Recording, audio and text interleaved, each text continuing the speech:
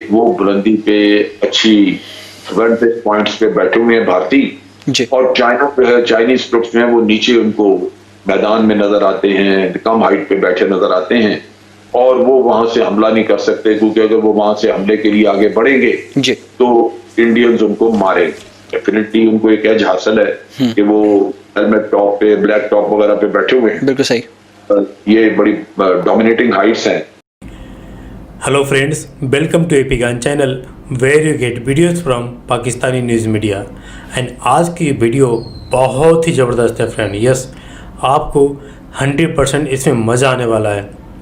और इस वीडियो से आपको किसी भी पाकिस्तानी मीडिया का पहली बार आपको एक्सेप्ट करते हुआ मिलेगा बंदा कि इंडिया ने चाइना के ऊपर जो एलएसी पे है अपना डोमिनेटिंग पोजीशन पे हासिल किया हुआ है। जी हाँ, इस वीडियो से आपको पता लगेगा कि इंडिया एक अच्छी खासी मजबूत स्थिति में है, जिसको देख कर के चाइना और पाकिस्तान घबराए हुए हैं। और यहाँ तक कि चाइना इल्ज़ाम लगा रहा है इंडिया के ऊपर अग्रेशन का, और इंडिया का जो मंसूबा है कि वो चाइना के ऊपर कर सकता है। तो फ्रेंड, ये वीडियो बहुत ही ज़बरदस्त होने वाला है। Don't miss it. So let's just watch this first.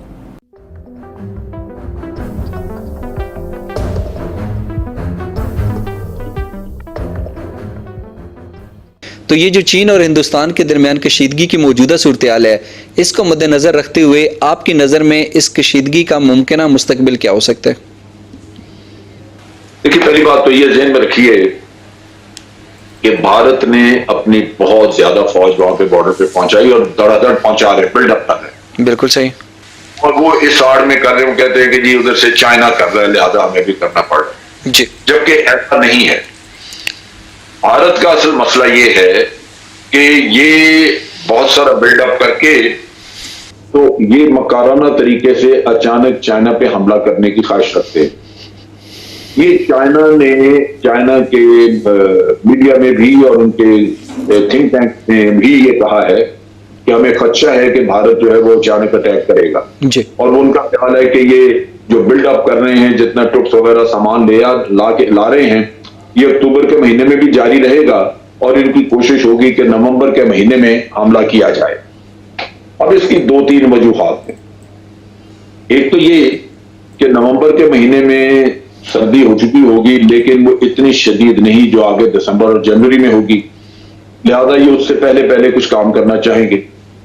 दूसरी बात ये है कि ये वहां पे बिहार में आपके इलेक्शन आ रहे हैं वहां पे, और मोदी के पास उनको दिखाने का कुछ नहीं। बिहार एक वो सूबा है, वो रियासत है जिसके लोग सबसे ज्यादा इफेक्ट हुए हैं कोरोना की वजह से। एक तो बीमारी की वजह से, दूसरा लॉकडाउन की वजह से। बिहार के लोग जो हैं, ये अक्सर लोग बॉम्बे में और मुख्तलिफ शहरों में ये मुलाजमतें, नौकरियां, छोटे मोटे काम करते थे।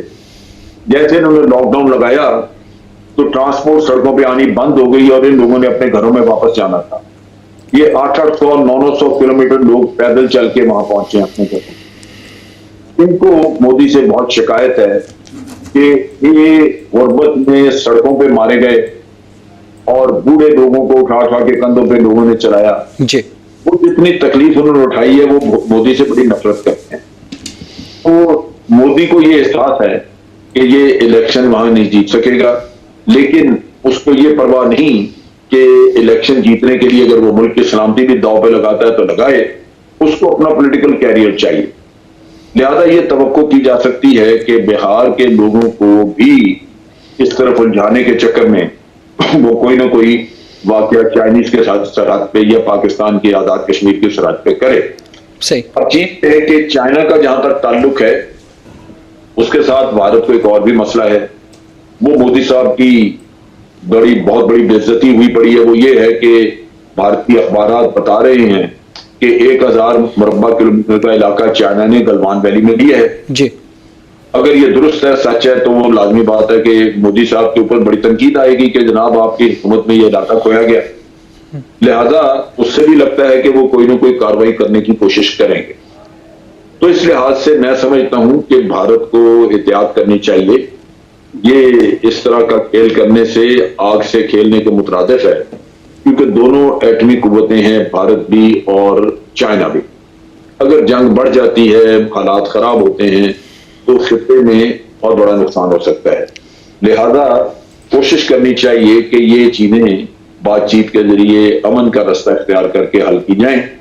अगर उसमें दुश्वारियां भी हों तो वो दुश्वारियां जंग करने से बेहतर हैं, बजाय इसके कि आप जंग करके, और फिर जंग में क्या जमानत है कि अगर जंग होती है तो भारत वाकई चाइना से कोई इलाका वापस ले ले। सही है। ये भी तो हो सकता है ना कि इलाका वापस ना ले सके, उल्टा मजीद इलाका करवाए। तो ये दोनों चीजें, क्योंकि जंग में तो हार जीत दोनों चीजें हो सकती हैं, लिहाजा ये सारा सोच समझ के काम करना चाहिए। बिल्कुल सही। जनरल साहब, जैसे आपने कहा कि ज़रूरी नहीं है कि अगर हिंदुस्तान ये सोचता है कि वो किसी भी तरह से अस्करी या फौजी कार्रवाई से जो उनके इलाका अभी चीन के पास है वो वापस ले सकता है, ऐसा शायद नहीं हो, और हो सकता है कि चीन मजीद कुछ इलाका ले ले। जनरल साहब, आगे सर्दियाँ आ रही हैं और ये दोनों ममालिक की अफवाज की जो पोजीशन है दफाई एतबार से जहाँ जहाँ पर वो मौजूद है, आप क्या समझते हैं कि क्या वाकई चीन हिंदुस्तान के मुकाबले में उसके जो फौजी हैं बेहतर पोजीशन पर बैठे हैं? देखिए, ये मुख्तलिफ सेक्टर्स हैं जो मैं समझ सका हूँ नक्शों से या भारतीय अखबारों से जी। वो ये है कि गलवान वैली के इलाके में चाइना की पोजीशंस बहुत मजबूत, और भारत के लिए ये मुमकिन नहीं कि वो उनसे ये इलाका खाली करा सके। सही।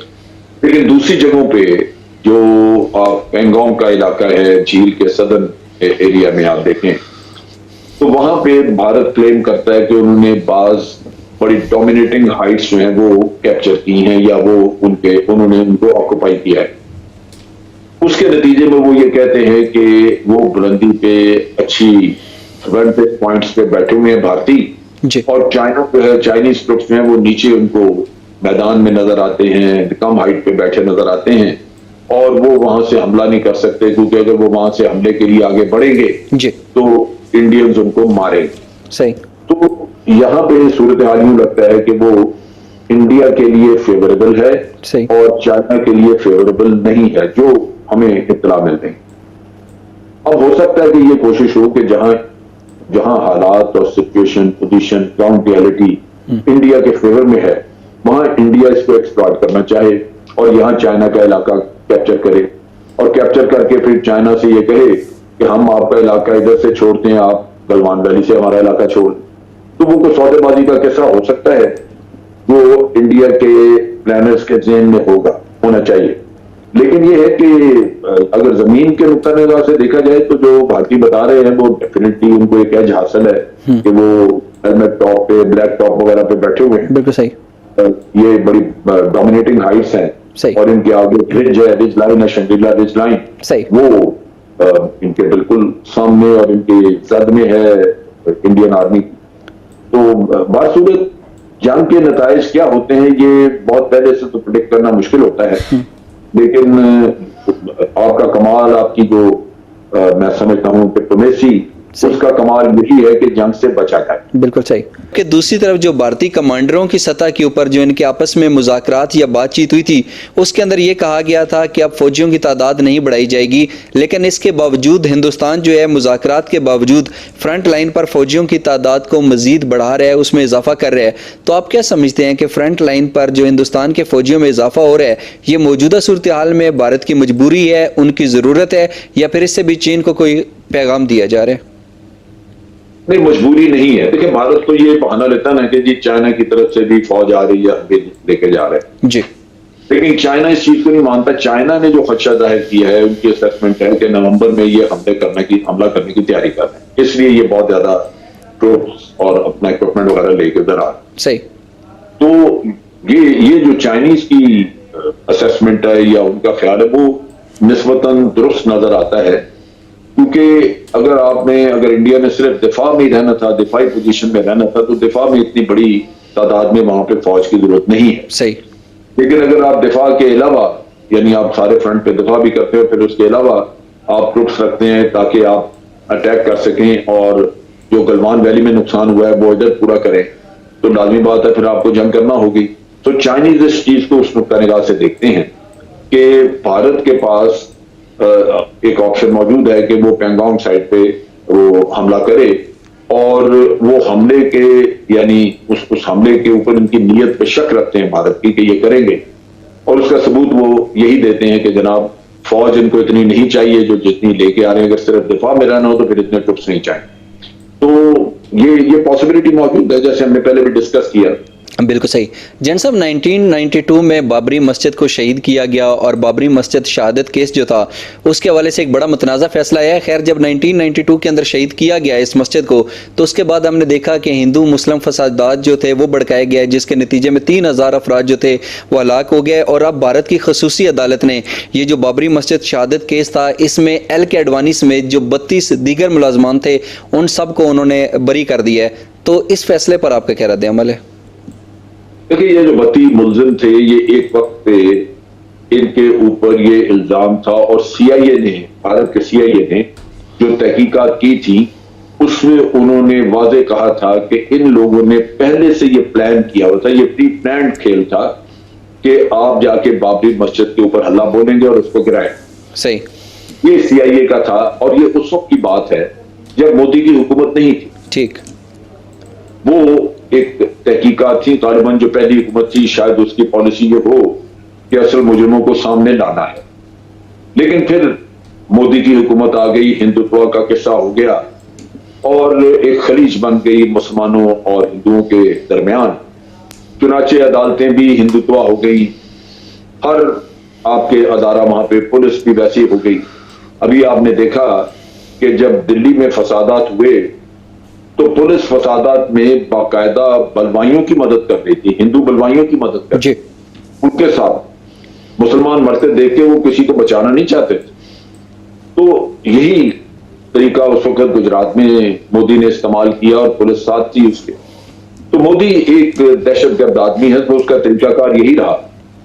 अब यहां पे मोदी की हुकूमत आने के बाद जज भी हो सकता है अदालतों में महफूज ना समझते हो कि मोदी के गुंडे उन्हें भी मार देंगे। सही। और ये भी हो सकता है कि जज खुद ज़हनी तौर पे हिंदुत्व के साथ इस तरह शामिल हो गए हों, आरएसएस की जो नजरियात हैं, आरएसएस के उसकी आइडियोलॉजी है, उसके पैरोकार हो चुके हों और वो फैसले ये कर रहे हों।